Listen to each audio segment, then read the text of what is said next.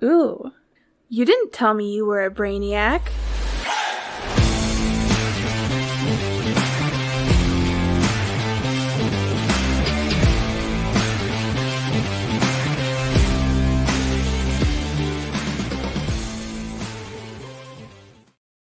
What is going on? All you brainiacs out there in the world, we appreciate you joining us for episode 114. Today is May 24th. Your host here, Slapdog. And do we have a lot to talk about today, ladies and gentlemen? We have some news. Tom Brady, of course, is looking to purchase the Raiders, so we have some news with that. Austin Ekeler, Brock Purdy, so much to talk about in the news camp. And then, of course, we are going to be talking about wide receivers today, ladies and gentlemen. Last week, we talked about quarterbacks. We brought 4 quarterbacks to the table, and discussed if you should buy or sell them, and we actually had the Brainiac community over on Twitter vote on 2 of them. Today, we're doing the same thing with wide receivers, some of those mid-range guys that are buy or sells. We'll talk about them, and then we are going to finish up this episode with an AMA session. So for all of you that are tuning in, if you have any questions that you would like answered, we're answering them at the end of the episode. Some are fantasy football focused, some are not fantasy football focused, and it's going to be a hell of a good time. As I mentioned at the beginning, I am your host, Slapdog, but I am not alone today. I have my also handsome friend over yonder, Yeti. Welcome aboard. Howdy, howdy. And then we have our long-lost friend who has not been on the show for a while, our producer who works behind the scenes, Scotty Del Rey. Yo, it's me. Welcome aboard, Scotty. How have you been? I feel like we have not had you on the show for a while. You know, it's been sad. I've been missing my friends. I've just been sitting in a dark room editing audio, and that's just not as fun as coming on here and shooting the shit with you guys, so I'm excited. Good. We're excited to have you. Gentlemen, I think we should just jump in. I think we should get down to business. So let's just do it. Let's get down to business. First piece of news. Austin Ekeler and the Chargers. There's been a lot of turmoil this offseason with him and the Chargers going back and forth. Austin Ekeler wanted to be traded, and now the Chargers have agreed to add $2 million in incentives to the final year of Austin Ekeler's contract. You think this was kind of just a little sprinkle on the top of the ice cream there, Yeti, or do you think they're trying to get in good graces with him to perhaps re-sign him? Yeah, like you said, I think this is just a little sprinkle of, some almonds or something on your sundae, because Austin Ekeler, this is the last year of his contract, right? He's 28 years old. He's going to be 29 years old and going into next season. And he's a running back. Running backs don't have a lot of life, obviously, in today's NFL. So I honestly think this might be his last big deal for the Chargers, and then he might ride off into the sunset next year with another squad. You think he leaves, Scotty? You think this is his last year with the Chargers? Yeah, boy. This is a contract year, baby. This is his time to shine. He's got to prove his worth and prove that he's worth another contract. So we'll see what happens. It's kind of a fantasy rule of thumb to look for these contract years for these players like Josh Jacobs last year and these teams that know, hey, this guy's probably not going to be with us next year, so we should use the ever-living shit out of him. So I think there's a good chance that Austin Ekeler maintains, perfectly awesome value going into 2023. I think there's certainly an argument if he can stay healthy. I think that there's probably not a reason that he doesn't finish in the top 5 probably, unless he might have some touchdown regression, and that could be the case, but he's still going to be one of those elite top tier running backs, and I don't think his ADP obviously is going to change much. Next piece of news here, Brock Purdy. He's expected to start throwing sometime next week, according to head coach Kyle Shanahanigans. What's he throwing? Is he throwing tennis balls? Is he throwing onions? Is he throwing... There's no way he can be throwing footballs, right? Probably not at this point in the season, right? Or this far into his progression, because he had surgery, last month, 6 weeks ago at this point? Like, how can he be throwing a real football at this point? But I guess it doesn't matter because it's May. Talk to me when it's August, right? Like he's just like doing little shuttle passes like onto the ground, and Shanahan's just in the corner just giving him the old "you're doing great, son." I don't see there's no way. There's no fucking way. And like you said, it's May, so they're trying to get some hype around their players and make sure that they're staying in the media, I guess. But It's a little early for that. So Yeah, it's all coach speak. He's probably throwing left-handed. I mean, Shanahan didn't say what hand he was throwing with, so that's it's a a really good workaround. point. Yeah. Mitch Trubisky is expected to sign a 2-year extension with the Steelers, according to their GM, Scotty. Are we buying Mitch Trubisky this year? Are we buying him? Yeah, are we gonna buy in him? what? In what? In fantasy? Yeah, No. like a dynasty league, maybe even a I didn't redraft even want league. Mitch Trubisky when he was the starter. I don't What? want him when he's the backup for the rest of his career. So, no, I like Mitch. I'm happy he's still got a job. I think he's a serviceable backup. But as far as fantasy is concerned, he is long gone. He's gone. Damn. I was a big buyer of Mitch Trubisky last year. I was a very vocal advocate for Mitch Trubisky. I said the Bears fucked him over. Matt Nagy's an idiot. He's going to come over to the Steelers and be very serviceable. I was wrong. But I am glad he got a job, like you said. I do like Mitch for who he is and what he is, so I'm glad he's still around in the league. I'll say that much. Next piece of news, sorry about that, is Sam Laporta, rookie tight end that went to the Lions to hopefully, fingers crossed for everybody that drafted him, replace TJ Hawkinson. He's reportedly, quote unquote, the best player on the field during the team's minicamp. Yet, are you concerned that Amon-Ra St. Brown will have now been remade, redone, taking a back seat to Sam Laporta? Was he rebirthed? Yeah. Honestly, I'm curious who was all on the field, right, and during this mini camp, because, like you said, they still have St. Brown, they have Jahmyr Gibbs, like two talented guys right there. Obviously, St. Brown is proven, so it's like that's like saying I'm on the field and I look like the best player on the field, but the only other guy is, the filmer, Like a sixth grader. Right? He's the recorder, the sixth grader. I mean, even the sixth grader might be better than me, right? But what's the context? Well, Yeah. I assume that this is a rookie mini camp. Just given the time of year, it seems like a lot of rookie mini camps are going on. So even still, I mean, it's notable maybe, or could just be coach speak again. But I don't know. I think they really want Sam Laporta to be the best player on the field. I want Sam Laporta. I don't have any shares of him, but I'm excited about the potential of what he could be.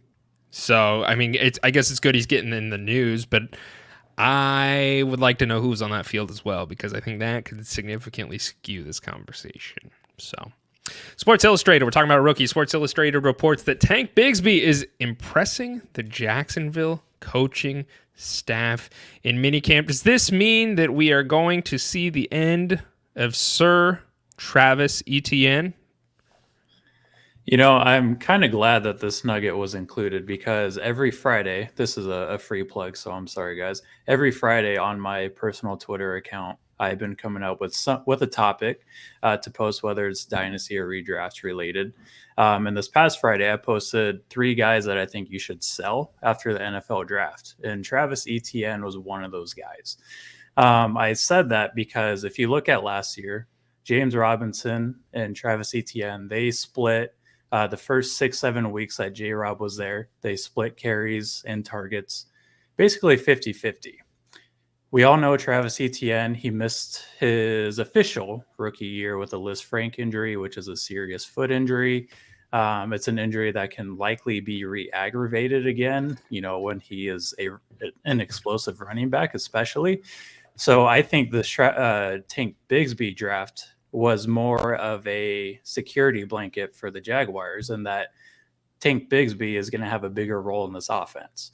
Now, I've seen a lot of hype with Travis Etienne. They're rumored to use him like in the receiving game a little more, but that's not his game. I mean, you look at him in college, the most targets that he had in a season was 35.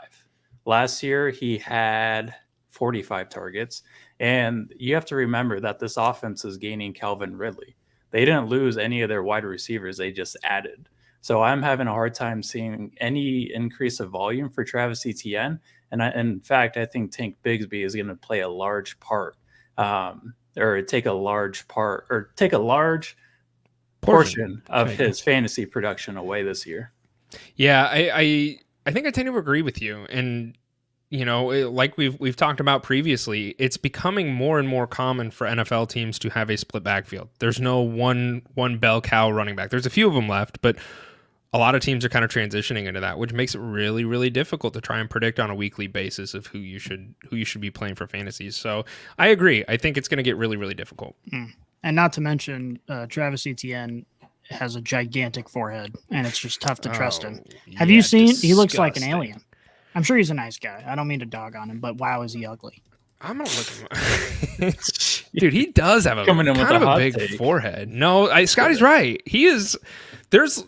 Look, I know Travis listens to the show, so I apologize, Travis. You're no Saquon Barkley. Saquon Barkley's a handsome dude, and Travis Etienne, he's got a little bit of work to do. So we'll leave it at that. There's some cool news, though, fellas. Foster Moreau, he was a tight end for the Raiders, is that right, Yeti? Yep. He was diagnosed with lymphoma in March. And it is reported that he's progressing really, really, really, really well through the treatment. He even signed a 3-year deal with the Saints, so he is expected to play this year. Pretty cool to see. We don't root for injuries, and that is probably one of the worst ones that you can give to a player because it's obviously cancer. Yeah, hot take. We don't root for cancer. Yeah, We're I know. against cancer. Crazy. On this Yeah, podcast. we're anti-cancer for sure. Let it be known.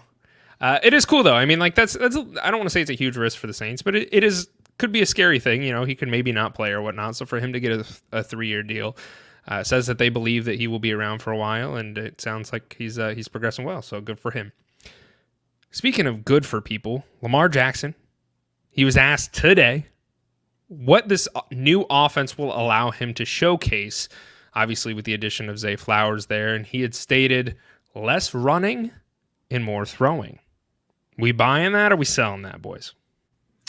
I'm going to talk about this offense a little more when we talk about a wide receiver in our next segment. But I tend to believe Lamar Jackson when he says that there's going to be less running and he's going to be throwing a little more than the past couple seasons.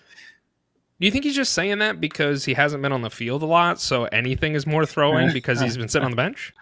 That could very well be the case, but I guess we'll see in September. Okay. I mean, Scott, do you have anything else to add on Lamar? Or would you like to move on? We'll talk about it more when we talk about receivers. Okay. Last piece of news, gentlemen. Tom Brady is looking to actually be a minority owner with the Raiders organization. It was rumor, and it sounds like that rumor is in fact the truth. He's in the works to finalize that agreement. Yeti is our resident Raiders homer. Do you now have to refer to Tom Brady as Papa? I think that's in the unofficial rule book, right? Okay. I think he's Papa Tom Brady now. Man, what the fuck is going on? It feels like the Raiders are trying to copy what New England is doing, right? Last year they got the Patriots general manager and they brought over Josh McDaniels, obviously, who was a longtime New England offensive coordinator. Now they're getting Tom Brady to be a minority owner of the Raiders. Bill Belichick is going to retire in the next couple of years, and he's probably going to become the general manager. I think the Raiders are slowly trying to transition into the Las Vegas Patriots at this point. Like the Patriots light, maybe? Yeah. Uh-huh. Yeah, they did it a little too late. They're adopting the Patriots post Tom Brady era, which is rough. That's rough. Yeah. I can tell you this, though. For anybody that was holding Tom Brady as a fantasy football asset, I don't think he's legally allowed to play the game of football while he's also a team owner, so you could probably drop him. You seen I Antonio don't know. Brown? Antonio Brown is an owner of some obscure team, I think in Canada, and now he's going to suit up. Yeah, okay. He also put out a post that he was going to go play for the Ravens, and the Ravens are standing here like, what the fuck are you talking about, dude? We didn't make any deals. So He just does what he wants, man. yeah, he's look, He's a man. wild card. You I want to dig talk it. about injuries? We don't root for him, and that man needs to get checked out because there's something wrong with his head. So that's it. That's all the news that we have, gentlemen. I think it is about time that we bust. Lord have mercy, I'm about to bust. Let's bust it down, boys, and let's talk about wide receivers. So the first wide receiver we have brought to the table today, I want to have a discussion about Michael Pittman. Michael Pittman is somebody that there's probably a lot of controversy around, and I think that there's fair controversy around him. He finished as wide receiver 20 this last year, putting him right in that wide receiver 2 area. I got to start by asking you, Eddie, are you going to buy or are you going to sell Michael Pittman? Oh, I think I'm buying. So for the sake of our conversation today, we're using keep trade cuts value, and Michael Pittman is the 25th wide receiver according to Keep Trade Cuts website, which I think is about fair. I think from what we have seen from Michael Pittman over the last 3 to 4 years, he is a consistent wide receiver too that has inconsistent quarterback play. I don't think the expectation for Michael Pittman should really drop this year, because if you look at what's going on, I mean, Gardner Minshew, Anthony Richardson, another shaky quarterback situation, but time and time again, Michael Pittman has shown that he is kind of that elite target for the Colts. Over the past couple seasons, he's seen high volume. Last year, he saw 139 targets, and he has a quarterback-friendly skill set, or route tree, if you will. He's averaging 8 yards of depth per target, which is very quarterback-friendly. And for a guy like Anthony Richardson, if he does play or start at some point in the season, you have to believe that Michael Pittman's going to get a shit ton of targets just based off how short his routes are. So I'm buying Michael Pittman if he's staying around that 25 wide receiver range. So on Keep Trade Cut, and we said this last episode, I feel like I need to say it again for all of the fantasy homers out there, because some people love it, some people hate it. I'm indifferent about Keep Trade Cut, but I think it's a good website for what it is. It's a good resource to at least give you some sort of metric, and then from there you can kind of do it. Right now he's going around the 109. That's where his current value is placed at. I think I'm going to sell Michael Pittman at the 109. I'm going to go on the other side of the fence here than you are, Yeti. And the reason being, I'm scared. I'm really, really scared of him. And like you mentioned, he has found a lot of consistency over the years. And I think that's great. And a lot of these wide receivers on the list, I think, are consistent to a point. Where I'm really concerned at, he finished as wide receiver 17 in 2021. And then I was really optimistic going into him last year. You know, looking at where his ADP was at, I want to say he was like a late third or early fourth. I was like, this is great value for Michael Pittman, and I think he's really going to shine with Matt Ryan. He didn't shine with Matt Ryan, gentlemen. He had a lot of issues. Because that Colts team had a lot of issues. I mean, Frank Wright, obviously we know his story. Matt Ryan did not pan out like they wanted. They had quarterback changes, and he still finished okay. Where I have concerns with is this is the last year on his contract with the Colts, and he will be 27. Okay. He's obviously going to get picked up by another team, or the Colts are trying to rework him, but he's also this year working with a rookie quarterback who, as we all have discussed at length, this rookie quarterback is a raw talent, but that's what he is a raw talent. And so unless they can figure out how to get him working consistently in this offense very quickly, I think this team is going to rely heavily upon Anthony Richardson's legs as well as John Taylor's legs, barring his return from health. And so I don't know if he'll be as much of a focal point to get him the ball given introducing a rookie quarterback. Typically, when we see a rookie quarterback enter into the system, the wide receivers pay the price for it. That's where I'm concerned at. And if I could sell him for the 109, I'd probably do it. Because right around the 109, you're looking at somebody like Zay Flowers, who's younger, has, I don't want to say a better opportunity, but a decent opportunity that I would be willing to buy at for that price. So I think I'm going to sell him. Scotty? Yeah, I guess I just kind of consider him as someone I am not afraid to add for the right price.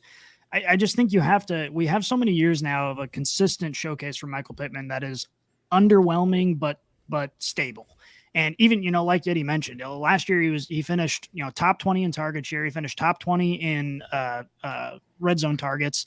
He had 99 receptions, a real quiet, almost 100 reception season. He's someone who is relatively consistent, and I think he has to be a focal point in this offense as much as you'd expect him to be with a rookie quarterback. So obviously a lot of concerns, but I don't see him being any more of a risk this year than he has been over the last several years. Okay. Yeti, do you choosing Michael Pittman as a buy solely because he's on your fantasy team? Is there some homer bias there? I gotta ask. No, man. Honestly, Okay. Like I said, his current value right now on Keep Trade Cut, wide receiver 25, I think that is about his floor, right? That's what we've seen over the past 3-4 years with Michael Pittman now, that low tier wide receiver 2 range. So his value is about fair at this this current juncture. And I think when you compare some of the guys who are around him on keep trade cut, so we have Debo, Scary Terry, Jahan Dotson. Like I would take Michael Pittman over those three guys, over those three guys. He's in that range where we're talking about some of the rookie wide receivers like Quentin Johnson. I guess he's the closest rookie wide receiver. Even Zay Flowers is, I guess, a little behind Pittman. And I still tend to pick Pittman over those two rookies. So if I were to offer you the 109 right now, would you give me Michael Pittman for that 109, or are you keeping it? I'm keeping it. I think I would rather – no, I know I would rather have Pittman than anybody I could get at the 109. That's the determination I like to hear. Next wide receiver, Rashad Bateman. We hinted at it just a little bit ago when we were talking about Lamar Jackson, but I think we gotta talk about Rashad Bateman because he's one of those wide receivers who is in this camp. A lot of people are asking, do I buy or do I sell Rashad Bateman? Let's talk about it. Scotty, what are you doing? I think I'm selling Rashad Bateman. I really do. I think, you're adding all of these extra weapons into this offense. I just don't. He hasn't given us any real reason to have faith in him over the course of his career. And this year in particular, I think they're going to be spreading the ball around a lot more. I think, he has his place in fantasy, but at wide receiver 39, I don't think I'm going to go for it. I think I would sell him. Okay. His value right now on keep trade cut is the 205. So I think depending upon who's left around that too, I mean, it gets interesting, right? Like if you were doing a dynasty rookie draft right now, you're probably looking at trying to sell him during the draft. You're probably trying to buy that pick during the draft because it's really hit or miss for me depending upon who's there at the 205 for me to want to buy or sell Rashad Bateman. I think overall I'm going to agree with you, Scotty. I have my concerns with Rashad Bateman. I've vocally talked a lot of shit on Rashad Bateman over the years. What has he done to you, man? Nothing. That's the problem. He was drafted 2 years ago in the first round. And Bateman has been someone that he really has never seen the value that a lot of people hoped he would. He's been outshined by someone every year. Yeah, especially with him being a first-round draft pick. That's a lot of hype for a lot of fantasy football players. That usually means you're going to hit something. His rookie year, he finishes wide receiver 78, and this last year he finishes wide receiver 111. Now he has struggled to stay healthy, but I think that's also part of the argument. There is he has struggled to stay healthy. But we also have not seen him be that wide receiver one that the Ravens were really hoping he would come into. They've now added Zay Flowers into the mix. Mark Andrews is still playing there and will probably always be the wide receiver one for that team. I think overall, if I had to pick, Rashad Bateman to me would probably be a sell. Yeti, where are you at? Are you going to get me again for bias here? Because I own I don't know if you own him. Yeah, I do own him in our league of record. But I'm buying Rashad Bateman, honestly. I'm not saying that just to hype up his value for any of our dynasty players that are in our league here. But I'm honestly buying him because I feel like is at his floor, right? Like wide receiver 39. If you can buy him for cheap, we're talking, late second round, early third, even at this point. Like I would be willing to take a dart throw on Rashad Bateman. As you said, he struggled with injuries, but now he's reportedly healthy. We've seen him in OTAs or mini camps already. He's running routes, whatever. Obviously, he needs to sustain that during the season, but I think he's going into a good situation right now. I kind of alluded to this when we were talking about Lamar Jackson saying the Ravens are going to throw the ball a little more this season. And I tend to buy what Lamar Jackson is saying because Todd Monken, he's coming over from Georgia, the University of Georgia, where he led an explosive offense. This offense it's predicated on getting guys in space, getting their playmakers in space, and he loves to utilize speedy vertical threats. That's exactly what Rashad Bateman is. That's what he came into the league as. He is a speedy vertical threat, and that's what we saw for 3 to 4 weeks when he was healthy at the beginning of the season last year. And I tend to believe that Rashad Bateman, he's going to be that inconsistent guy, but if you're getting him that late for that late of a draft pick, I think it's well worth it, right? I don't know. Like you look at somebody like Jalen Hyatt still right around there. And, the potential of what he could do for that offense, I think, is a little bit, at least in my mind, a little bit better than what I would get out of potentially Rashad Bateman, because he hasn't shown it yet. This was a really big year for him in my mind this last year, because Hollywood Brown wasn't in the mix. When him and Hollywood were there, Hollywood Brown was the de facto wide receiver 1. And then they traded Hollywood away, obviously, and here we are. Where this was the year where he didn't have any competition, and that could hurt or help a wide receiver. I understand that defenses it's a little bit easier to key off of him, and he got hurt. I get that argument. Like I said, this to me, I'm going to sell it at the 205. I'm probably going to sell. Yeah, but it would be something that during the draft, while I was in the draft, if somebody that I really wanted was there, like perhaps a Jalen Wyatt, I would look to flip Rashad Bateman at that point for the 205 to purchase Hyatt. I don't know if that makes sense, but that's where I would probably lean at for this one. Yeah, and here's the thing is that if this offense completely stays healthy, which is a big if, you have Mark Andrews, who is going to be the number 1 target all the time, and I think Zay Flowers is going to come in and be the number 1 wide receiver on the field. I think Odell is going to be a good distraction for defenses, and I think Zay Flowers is going to come in and clean house. So I just don't know. I can't see how, even if there is more passing volume, I don't see how his target share would increase more so than it otherwise would have in previous years. So I just don't see, I see him being, a Gabe Davis type of player, except with more target competition. So I just don't see the value there at all. That's fair. And I try not to fall in love with the rookies too much, because we have to remember that they are rookies at the end of the day, and they are wide receivers that have to go up against some of the most elite cornerbacks each week. Like some of these rookie wide receivers are going into good situations, but can they actually capitalize on that? Whereas Rashad Bateman, he's been in the league for 2 years now, albeit he hasn't been healthy. He has still gone up against that level of competition. He knows what it takes week in and week out, and we've seen it for a few weeks, right? He had he got off to a hot start last season for 2 weeks, right? 13 and 20 fantasy points. I'm just willing to take a shot at him, considering Odell Beckham. I don't think he's going to play the full season. It's going to take Zay Flowers some time to get up to speed with the NFL. I think Bateman can shoot a shot early in the season, and I'm not afraid to purchase him for a late pick. I respect it. I'm not doing it, but I respect it, Yeti. We just talked about Hollywood Brown just a moment ago and kind of talked about his situation with the Ravens, but he's no longer there. So let's talk about him with the Cardinals.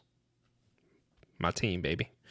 Can I go first? Is that okay with you guys? I really want to talk about Hollywood Brown. Get your bias in there. Yeah, I guess. I'm going to inject. I brought some stats to back up my bias, but there might be a little bit of bias here. So, look, I know what we are as a Cardinals organization. We're trash. And I am willing to admit that. We're not in a good position. I have come to terms with that. But I still think Hollywood Brown might be a buy for me. He's somebody that I'm kind of looking at targeting as somebody that I would want, because the upside is there. So he finished as wide receiver 44 this last year. Not a good look. Totally understand that. He was the former Ravens wide receiver 1 before he was traded to the Cardinals, as we talked about. So let's talk about him. Hollywood, he missed 5 games in the middle of last year due to injury, which is why his numbers were so low with where he finished in fantasy football. But here's where it gets really fun. So we all know that DeAndre Hopkins was suspended for the first 6 weeks of the NFL because he likes drugs. So it made Hollywood Brown the de facto wide receiver 1 for the Cardinals in his absence.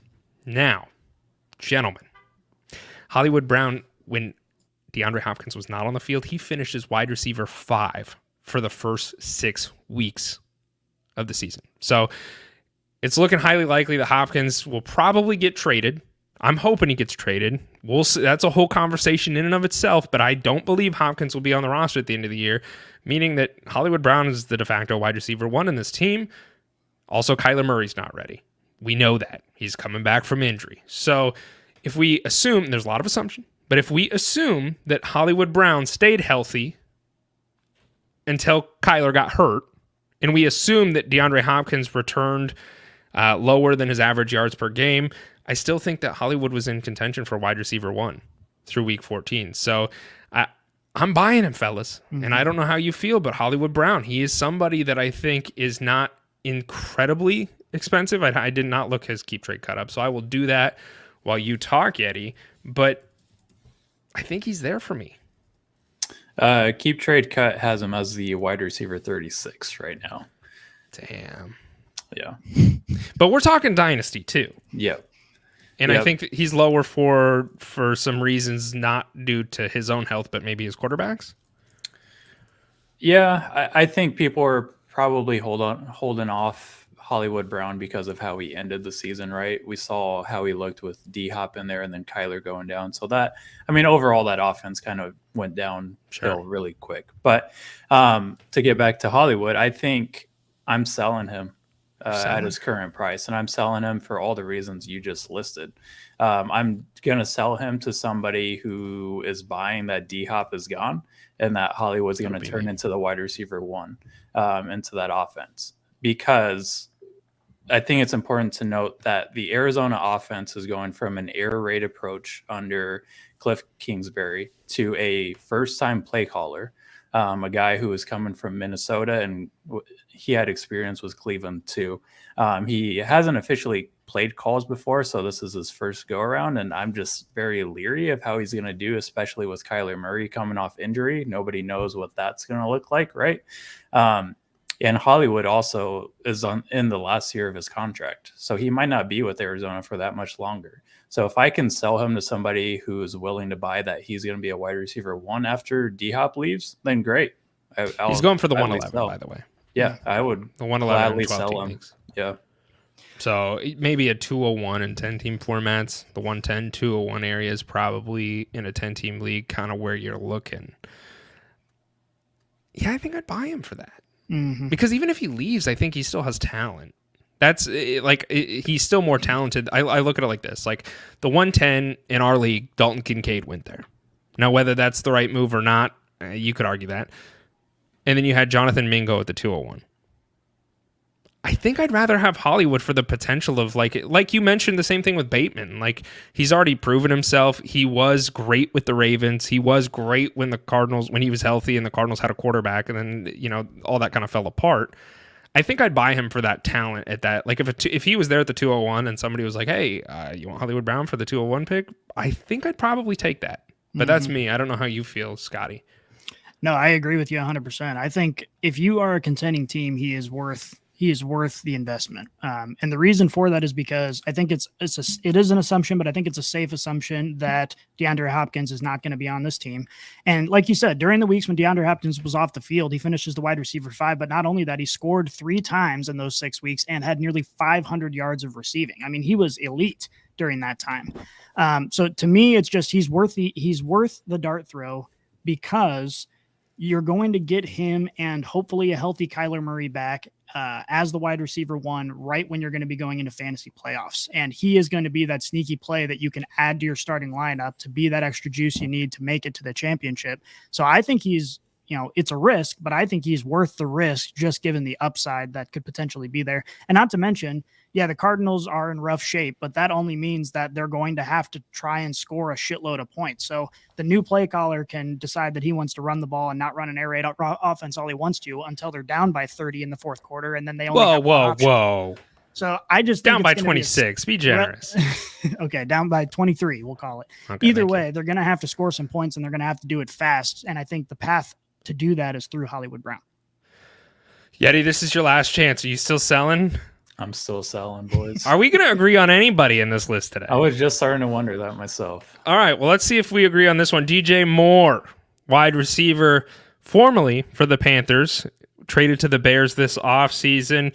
Yeti, are you buying or selling Mr. Moore? This is a guy that I was going back and forth on, and I finally made a decision probably about an hour before we went live. Okay. I think I'm buying. Yeah, Moore, baby. Let's go. So he's currently listed as wide receiver 24 on a keep trade cut, which, as I mentioned for some other guys, I think wide receiver 24 is probably about DJ Moore's his floor, right? He's been a top 24 wide receiver the past 4 seasons, finishing as high as wide receiver 16. And that's all been with very shoddy quarterback play, right? Like we're looking at guys like Darnold, Baker Mayfield, You name it. He's seen all the Did you hack my shoddy computer? quarterbacks. You looking at my notes here? Exactly. Yep, I am. Okay. I sure Dog. am. So he's finished wide receiver 2 every year with a shoddy offense, shoddy quarterback, and now he's going into a Chicago offense with a Justin Fields, who is in a must prove it type of year, in my opinion, for Chicago. Justin Fields, last year he was a very good running quarterback. He was a running back quarterback, if you will. But I think this year he's really going to have to prove his arm talent is there. That's why they traded for DJ Moore, right? We can argue that Chicago's offense is very run heavy and that there's not as much volume for Chicago, as they only threw the ball 22 times a game last season. But I think they are going to have to throw the ball more this season just to see what they really have in Justin Fields. Even if they throw the ball 10 more times, I'll take it, right? So for DJ Moore, wide receiver 24, I'm buying. Yeah, I think you're right, man. I think that I see a lot of hate. I see a lot of people talking a lot of shit on Justin Fields, saying he's one of the worst quarterbacks in the league as far as ability to throw. I propose this question to all of you that think that. When Darnell Mooney is your wide receiver 1 and you have and Byron Pringle is like a wide receiver option for you, do you really think that that's a fair assessment? With a coaching staff that's still trying to learn and figure it out, I want to compare him, and I want to say this with a grain of salt, but look what happened when Jalen Hurts got A.J. Brown. Look what happened when Josh Allen got Stephon Diggs. Like, look at some of those comparisons, and I'm not saying he is that elite, but it took their game up to the next level. I think you have to hope that for both Fields and Moore. And like you mentioned, Fields is somebody that has constantly or consistent. He's been very consistent in the league as that wide receiver too. He is an elite wide receiver, and he's played with a shit ton of different quarterbacks. Like every year in the league, he has had a different quarterback, and that's really hard for a wide receiver to still find that level of success. So I think I'm buying him. He's going around the 109 right now. If I was at the 109 and somebody offered me that, I think I'm taking DJ Moore. Yeah. Yeah. And not to mention, I just think the Bears as an organization are going to take a big step up going into this season in the near future. I just think that we're going to see a Bears organization that looks a lot more competent than what we've seen in the recent past. So I like to get players on the upswing, and I think DJ Moore is going to be on the upswing. So I agree with you 100%. I think they're going to throw more, and I think it's going to be more successful because they have more wide receiver talent there.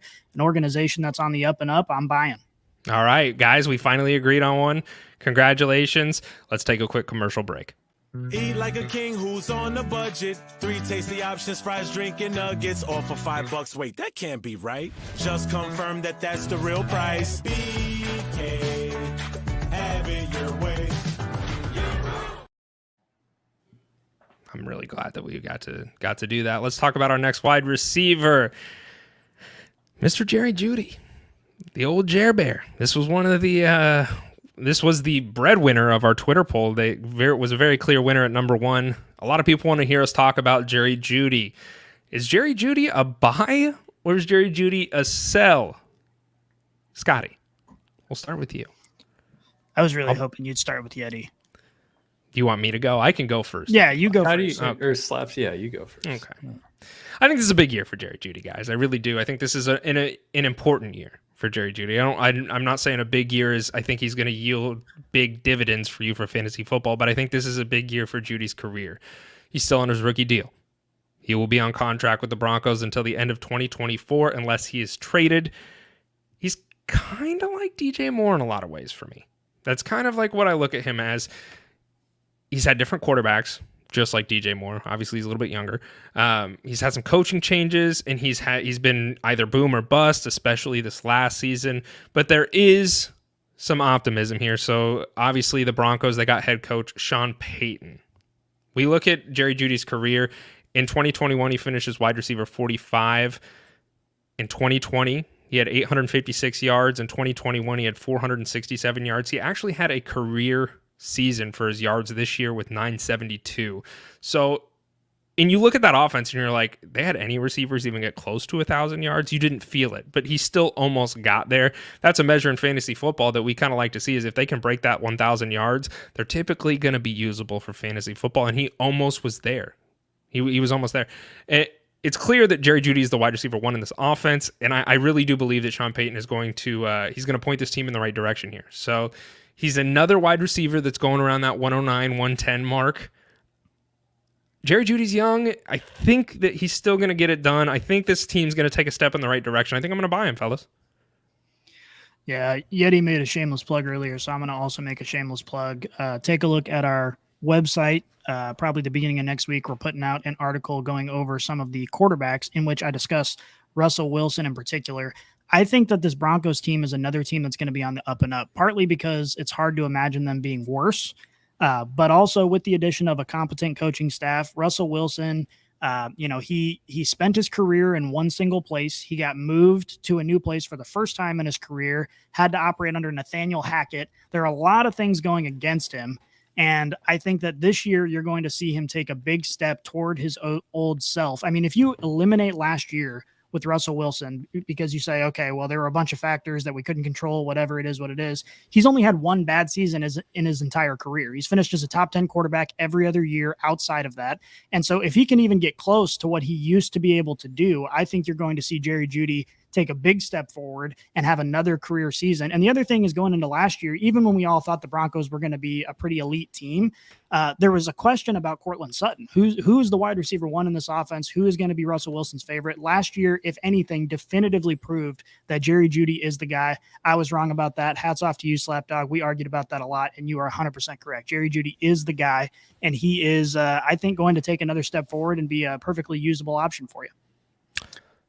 Yeti? It's interesting that we mentioned Jerry Jeudy as the clear-cut wide receiver 1 in this offense when him and Sutton had about the same amount of targets last season. We look at Sutton's production last year. He had 106 targets, 64 catches, 830 yards, 2 touchdowns. Jeudy, 100 targets, 68 receptions, 987 yards, 6 touchdowns. So it's like comparing, I feel like they're about the same, right?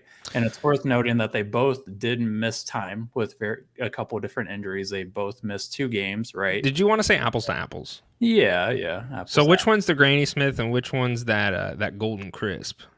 They're both kind of Granny Smith, in my opinion. One just has a little spot on it. No. What does that? What does that mean? I don't know. Apples. Those brands. Granny Smith are the green ones. Apples? Well, Granny Smith are those. I believe the word is tart. They're tart green ones, and then there's the Golden Crisps, and those are like the ones that they're red, but they got a little yellow. Yeah, I'm a Golden Crisp guy. There are myself. only 2 big apple farmers. I'm confused. I don't know I don't know that much about apples. I just know those 2 apples, and that's 2 more than I know. That's pretty good. Well, you've had them, right? I have no idea. I've eaten an apple. I assume. Yeah, but like what color? Was it just dark red? Like of those? I've had green and red. I don't know. What about the yellow red ones? Those are the Golden Crisps, and they're by and large the best. That yellow red was just a red apple that was kind of old. No, those are a type of apple. Those are like red delicious apples. I'm more of an apple sauce guy. I like it when they take all the color out of it and mush it all up. It probably makes it easier for you.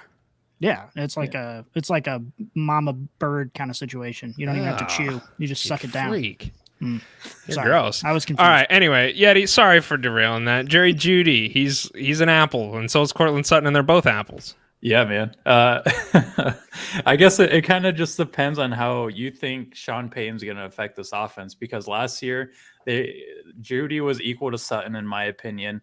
They drafted Marvin Mims to kind of be their replacement for KJ Hamler. So he's going to be their slot kind of gadget type of guy. And in my opinion, I just think there's too many mouths to feed on this offense to really rely on one guy. I know Jeudy and Sutton were both kind of rumored to be traded during the draft. We didn't see it happen.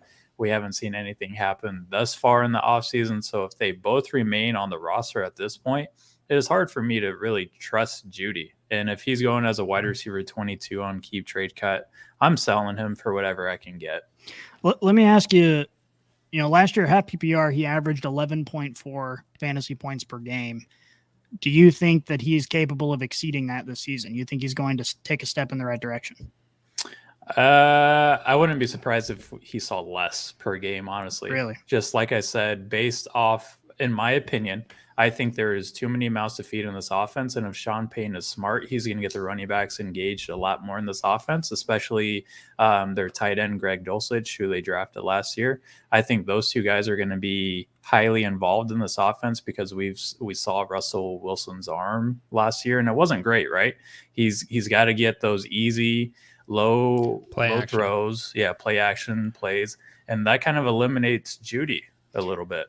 I think it eliminates Sutton more than Judy. And the other thing too is you're right on the stat sheet where they're pretty similar, but if you watch the games, the eye test, you clearly saw, and I'm sure all the Broncos staff also clearly saw, Jerry Jeudy is far and away the better receiver between the two. Cortland Sutton, I don't think he got separation one time all year. I just think, Russ was closing his eyes and hucking it at him and hope it turned out okay. I think that was half the offense. But Jerry Jeudy was actually, you saw him running crisp routes. He was getting separation. He was getting open. And I think you can attribute a lot of their even target share to just the complete ineptitude of the offense as a whole. But I think Jeudy really did establish himself as the lead wide receiver. I tend to agree. I mean, at the 109, if you own Jerry Jeudy, would you sell him there, Yeti? Yeah. Okay. I mean, he's kind of around that same area as DJ Moore and Michael Pittman. I would take both of those guys over Jerry Jeudy too. I think I'd rather have Jerry Jeudy or DJ Moore, Jerry Jeudy, Michael Pittman, I think is how I would go with that. I'm not dead set on that, but I think initially that's where I would go. Let's talk about the last wide receiver on our list, Deontay Johnstown. Wide receiver for the Steelers. Why'd you say it like that? I don't know. It just kind of felt fun,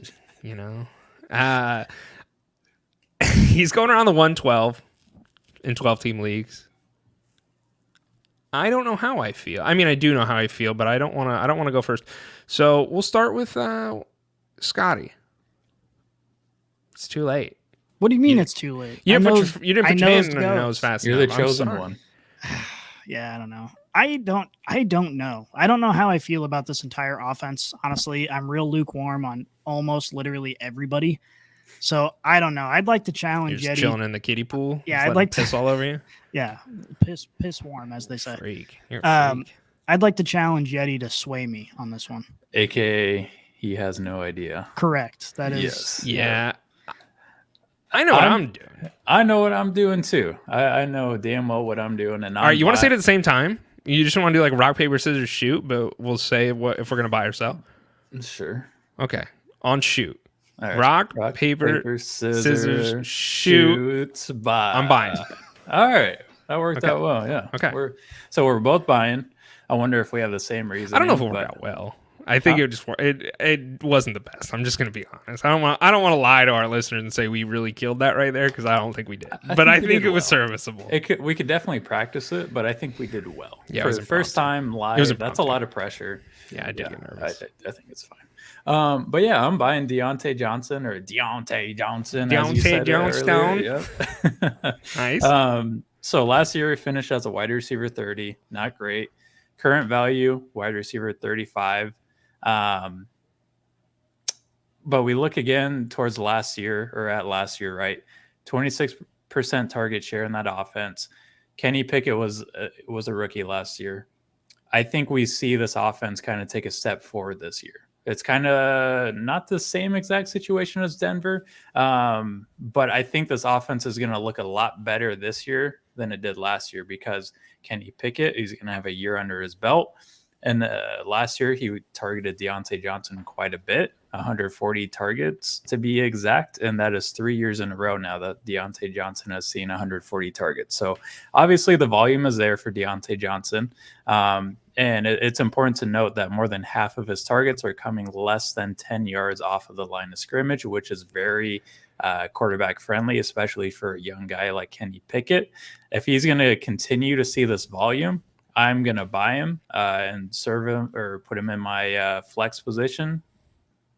Dude, I hate you, man, because I had like half my notes are just these things, and you're just like, pew, pew, pew, and you're just sniping them all from me. That was one of the biggest things for me is his ADT, his average depth of target. So it's at 10 yards, right? And that's a lot more friendly for a rookie quarterback.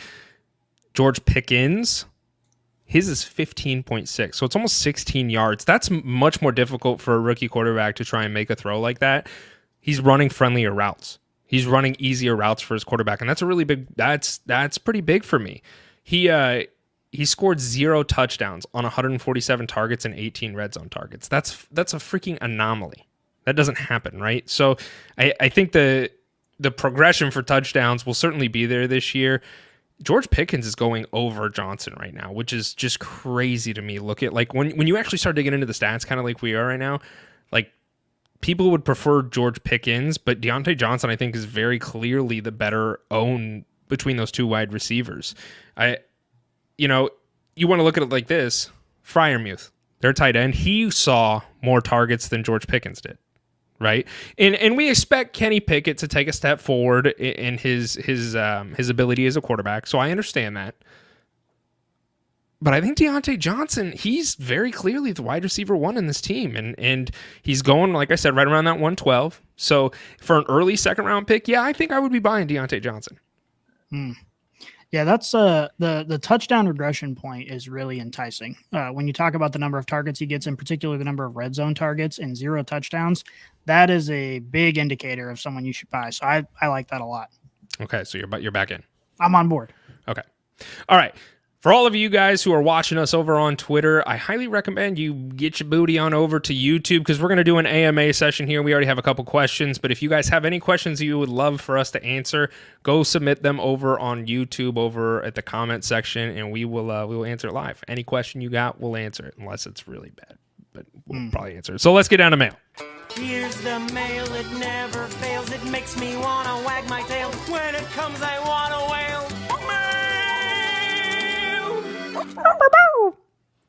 Timing Last week was better. You think it was better last week? I've been editing it, so it's perfect. So to all the listeners on Apple Podcasts and Spotify, it's perfect. I appreciate that. For all of you listening live, I'm here for you, and I appreciate your continued support of me eventually getting that right. First question we have is from Turtle Hunter 27. Gentlemen, if you had to eat either Taco Bell or McDonald's for the rest of your life, Scotty, what are you choosing, my friend? This is an easy one. It's McDonald's, and it's only for one thing on the menu: the McChicken. Oh no, the McChicken. Let me be very clear. The McChicken is the pinnacle of fast food. You do not, when you're talking fast food like that level, not something a little bit more up class. Fast food at that level, the McChicken is literally as good as it gets, and you'll probably die relatively quickly eating either of these things, but you'll enjoy the McChicken for a lot longer than you will anything at Taco Bell. No, I love Taco Bell. I'm taking it, dude. Nothing beats a freaking chicken quesadilla. I could eat that for breakfast, lunch, and dinner, baby. But think about it, man. Like a McChicken, and you can get a McFlurry on the side, get some fries. Yeah, I'm doing McDonald's. Slushies at Taco Bell. And the fries at McDonald's are second to none when it comes to fast food fries. They do have the really exactly. And the McChicken is very versatile, right? Because you can get it with mayo or without mayo. You can get buffalo no, you get it with sauce. mayo. I'm not trying to eat a dry ass McChicken. I mean, I'm not an animal. There's no such thing as a dry McChicken because that breading, that chicken. No, stop. No, it's always juicy. It's fresh. Always. They make it fresh. Yeah, they have a slaughterhouse exactly. in the back of every McDonald's. I was unaware of that. I think PETA should check into that. I'm going to take Taco Bell. I'm taking Taco Bell. I'm going to take Taco Bell. Turtle Hunter, appreciate the question. Speaking of PETA, can people hunt turtles? You can just go around killing turtles? Are there tags? That's actually a really good question. I don't know. I'm not a snitch or anything. Well, no, they make turtle soup, so I think that's just. In what country, though? Yeah, that's made in countries where you that's might the find only it in the option. South. We got turtles in the pond out there. Like I'm sure there's some people who would be fine with just roasting and souping up a turtle. Like when you're hunting animals, part of the sport of it is having to like track them and catch them, and turtles just wander aimlessly in front of you, and they're slow, and you could literally just reach down and grab it and kill it with your bare hands. I wish I had a turtle shell on my back. That'd be so cool. You just carry your house around. I would like that. Next question comes from Aaron Big D Davis. He says, with Austin Ekeler officially coming back, where do you see his ADP at? And do you think that the extra $2 million incentive this next season, and I did not finish this, will affect his performance at all? Was the question. I'll take the reins on this one, and I will go ahead and say that his ADP is going to be very unchanged. Currently in best ball formats, Austin Ekeler is the second running back off the board, and that is behind Christian McCaffrey and ahead of Bijan and Jonathan Taylor, which I think is about fair, right? Well, not fair. I think that's pretty accurate because last season, Austin Ekeler was a running back 1 in PPR, running back 2 the 2021. 2020 he had a down year. He was running back 26, and then 2019 he was a running back 4. So I mean, you throw out 2020, not throw it out, but he's been a top 5 running back basically 3 of the past 4 seasons. I think that ADP is very good, and I think the $2 million is going to obviously want to make him perform a little better. I mean, if somebody gave me $2 million, I'd probably try to work a little harder to earn it, right? And it's not like this. It's not like this $2 million is guaranteed, right? It's not like he's signing a contract and boom, he's getting $2 million. I'd be interested to see what he has to do. Like, is it going to be like a rushing yard incentive? Is it going to be a touchdown? You got to make out with a head coach in the locker room. Yeah. Bang his head coach Brandon Staley or something. Yeah, I don't know. Booty pick, send it to him. Doing his stretching on the sidelines. He's got to stretch him out before every game. No, Hey, I think I'd stretch out Brandon Staley for $2 million. I just want to state that out. $2 million. to anybody. I'd stretch out anybody. Give me Lizzo. I'll stretch Lizzo out for You $2 can't million. stretch out Lizzo. Yeah, well, I'd probably have to have a rubber band. She's one of those unstrung. big bands. She's unstrung. Baby. I couldn't fit my arms around her. Yeah, No I don't think anything changes with Austin Ekeler though. I think he's pretty much, this does nothing for me from like an analytical standpoint. I just think I'm happy he got paid. I think he's probably happy he's going to get paid. This doesn't affect him for fantasy for me at all, because regardless of if they gave him this $2 million or not, I think he was still probably going to play anyway. Mm-hmm. But he might be a little bit more content. Like, he might not be spreading rumors about Brandon Staley's wife in the locker room. Like, he'll just keep that to himself. So I'm happy for him, I guess. Yeah, I think the $2 million is less impactful than the fact that, number one, he's on a contract year, and number two, he's got a quarterback who hopefully has healthy ribs the entire season. And I think both of those things are going to lead to. Yeah, I do. Those things are both going to lead to him being just fine. And Scotty, I want to tag on to your points here. I'll add a third point. There's a new offensive coordinator in town in Los Angeles. His name is Kellen Moore, who comes from Dallas, and we've seen what Kellen Moore can do with that offense. He was calling the shots in Dallas, and he had a guy named Tony Pollard there at running back, who I think Austin Ekeler is very comparable to. He's a little smaller than Tony Pollard, but same skill set, right? You want to get these guys the ball in space and make them, beat the defender with their moves. So I think Austin Ekeler, while he might not be involved early in the season because they want to keep him fresh, I think towards the end of the season, when it matters for real football and fantasy football, he's going to turn on the Jets, and I'm excited to watch Austin Ekeler. Next question comes from Hershey Turks. Would you rather take on a mama lion with just a dagger, or a pack of 8 wolves with just 8 bullets in a gun? I think I know what Scotty's going to take. Do you? I think you have an affliction for. You want to fight the wolves with a gun. I don't know, man. I think I'm taking the lion. I'm going to die either way, and I'm going to state that from the beginning. But I think I can do more damage to one lion with a knife than I could. You got to think about it. You got 8 wolves chasing after you. You got 8 bullets. You're running. You're waving your hand around. You miss a shot, and honestly, even if you hit them with a shot, it might not kill them anyway. So I think I'd rather take my chances with the lion with the knife. That's me. But I will die. I want to state that from the beginning. I'm going to die. How big is the wolf? I would say the average size of a wolf. Yeah, but wolves vary in size. Some of them get up to like 200 pounds, and other ones are like 70 pounds. Average size of wolf, 2.6 to 2.8 feet is the height. I don't know what the weight is. That's important. I think if there's smaller wolves, I mean, obviously you could just choke it out, as we've had that conversation. Oh, don't even start with me, dude. For some reason, we've talked about that before. We've talked about kicking, yeah. But yeah, I think you're screwed either way. So I think I'd take the wolves with the gun just so I could save 1 bullet for myself when I start losing the fight. You could stab yourself. That's a warrior's way out. No, I don't. But the whole point of going out that way is so you don't have to suffer the pain. And I think stabbing yourself kind of ruins that. I've never stabbed myself, but I can imagine if I was to stab myself in the heart, it wouldn't hurt for that long. Yeah, but it would hurt more than a bullet to the brain. Yeah, but I'm trying to die a warrior. Yeah, well, that's just ignorant. I can't That's get just on what board with that's that. what I'm doing. Yeah, PETA what are is you definitely doing? going to be on our ass after this podcast. I just have to say. Yeah, we're that. just talking about We're- killing a bunch of animals. and the These questions suicide are hotline. horrible. We're going to have letters in the mail. Oh my god. Cease and desist, probably. I don't know. Fuck you, Peter. Yeah. Whoa. Whoa. Whoa. Yeah, fuck you, Peter. I don't know. Like you said, Slaps, I'm going to die either way. I think I'd rather die with honor and, fight go in a one-on-one situation. and Yeah, try to get fight that a lion. knife, get like know. juggling it around, like you probably drop it and And it lands on I your think foot. you didn't specify what kind of dagger. Like, how big is the dagger? Is it It's not a pocket sword. knife? Is it? It's a dagger. I would say it's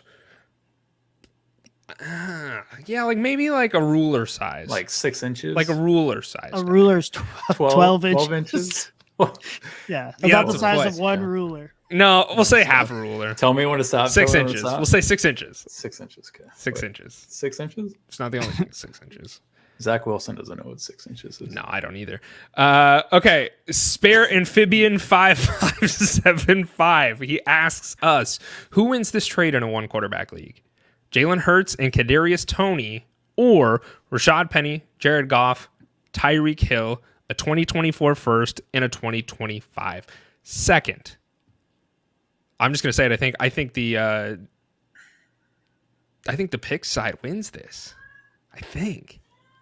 Rashad Penny and Jared Goff don't really excite me a whole lot, but Tyreek and the picks are kind of fun. And in a one quarterback league, the quarterbacks don't matter as much. So What are you gonna do? man, you get a wide receiver one, you get Jared Goff. I think I'm gonna take it. I would trade away Hurts and Toney for all that. I tend to agree with you, Okay. especially in a one quarterback league and without knowing your full roster. I think you immediately upgrade your wide receiver position with Tyreek, who you'll get for the next 3 seasons. Jared Goff, I think he's a very serviceable quarterback. Obviously, not ideal when you have Jalen Hurts, but I think Jared Goff is like I said, you could put him in. And then you also get a 2024 first, which depending on where that lands, right? If that's an early first next year, you're maybe looking at one of the top 2 quarterbacks next year, or even Marvin Harrison Jr., which is juicy. So I'm taking the pick side, man. Okay. Yeah, Scott? I agree 100%.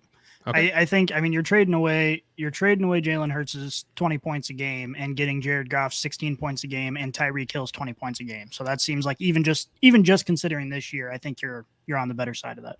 Okay. We got one question left, fellas. This is from Yellow Legs.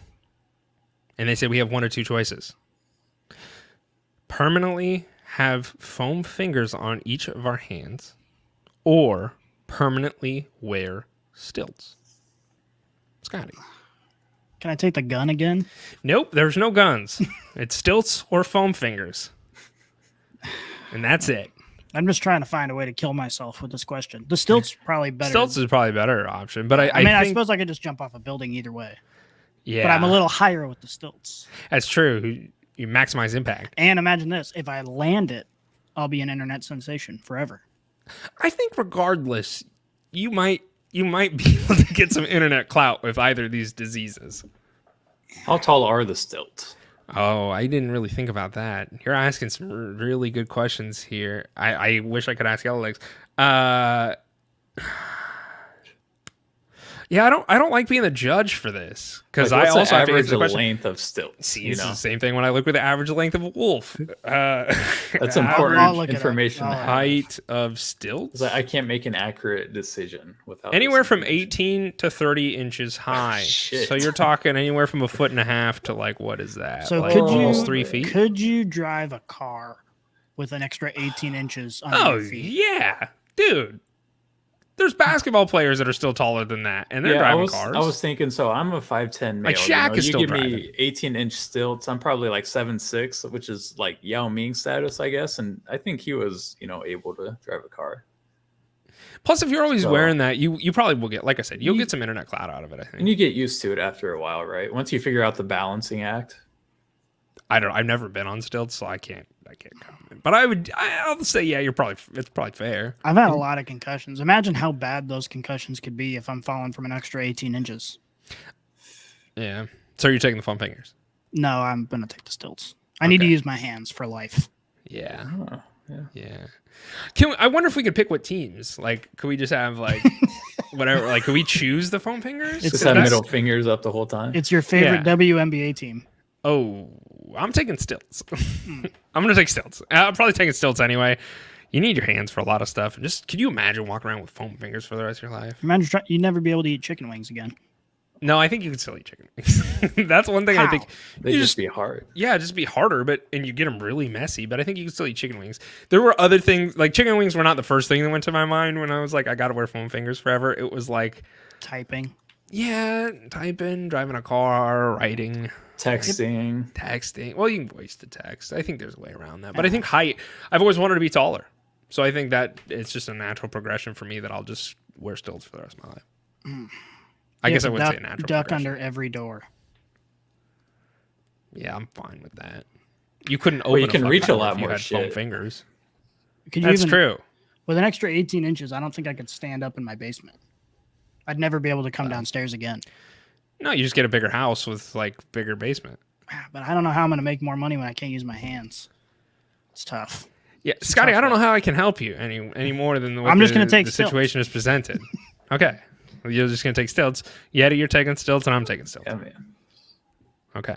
All right. Yellow Legs, appreciate the question. Everybody who gave us questions this week, appreciate them. If you guys have a question and want to be on next week's episode while we're doing this Keep Trade Cut, we're going to do some AMAs. So send them in. We will answer them. Fantasy football, NFL, or very obviously otherwise, hit us up. We'll answer them for you. Gentlemen, I think it's time to get the hell out of here. This has been a wonderful episode.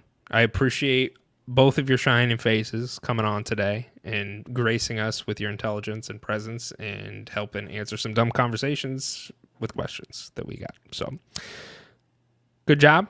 It's fun seeing you guys, and we are out.